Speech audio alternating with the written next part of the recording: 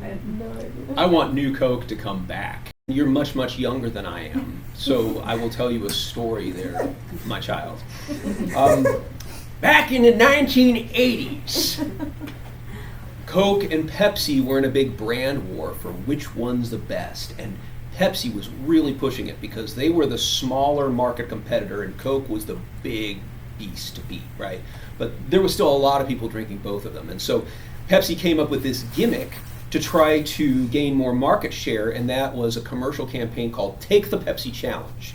And so they would invite people to go to grocery stores or events or whatever and compare a Coke versus a Pepsi and tell which one they like better. Of course, the commercials were all like, I like Pepsi better, right? Because it's a Pepsi commercial. And what they would actually do is they would make sure that the Pepsi was nice and cold and the Coke was sort of like watered down and warm. And so, it was totally a cooked thing. But it doesn't matter. There was a lot of buzz about this Pepsi challenge, and market share began to change, and Coke's people started worrying that Pepsi was going to overcome them and dominate them. So what they decided to do was create a new formula for Coke that was sweeter and more like Pepsi. And they discontinued the regular Coca-Cola. They said, no more. We're not going to do it this way.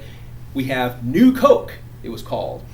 Can looked a lot like the original one. It had a little silver strip down the side next to a white one, and it was different looking, and it was sweeter.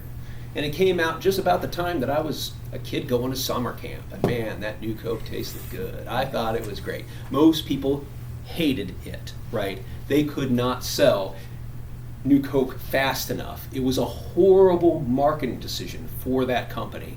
And it was gone in maybe 3 years. They actually hung on to it for a while, really insisted on it.